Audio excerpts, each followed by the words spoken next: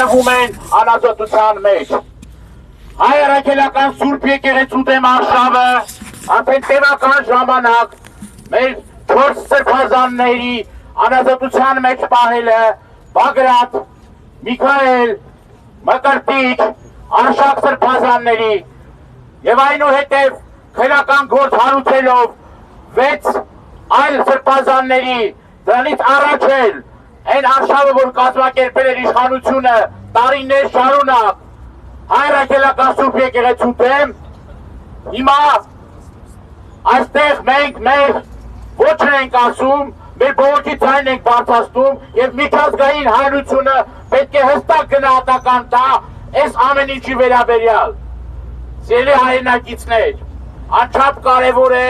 հիշել բոլոր այն մարդկանց, որոնք որ հիմա ապօրինաբար պահվում են անազատության մեջ։ Դրանք լրագրողներ են,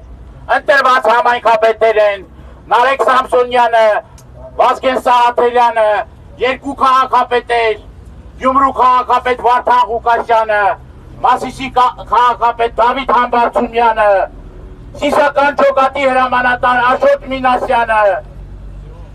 բոլոր այն մարդիկ, որոնք նույն նաև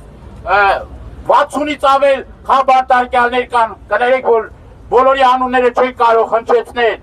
բայց այս իրավիճակը չի կարող հանդուրժելի լինել եւ մեր կոչն է, որպեսզի երկակի ստանդարտներով առաջնորդվեն, հստակ գնահատական տան այն իրավիճակին, որ տիրում է Հայաստանում, աչք չփակել, խուլ համը չձևանալ եւ դրանով իսկ չխրախուսել ես իշխանություններին, որ էլ ավելի ռեպրեսիվ համակարգը շարունակի օգտագործել։ Նաև ուզում եմ երկու խոսք ասել Բաքվում պահվող ռազմաքաղաքական ղեկավարության եւ պատանդառնված անձանց մասին։ Չի կարող մի մրցանակ շնորհել մի բռնապետի, որ ծերության մեջ է պահում մեր հայրենակիցներին տևական ժամանակ, հոշտանքելով, տոտալ իրենց իրավունքները խախտելով եւ պատանդի կարգավիճակով պահելով բանտում, Բաքվի բանտում։ Եվ ուզում եմ վերջում մեկ անգամ եւս կոչ անել բոլոր այն կազմակերպություններին, պատկան մարմիններին, որոնք որ հիմա տարբեր երկրներում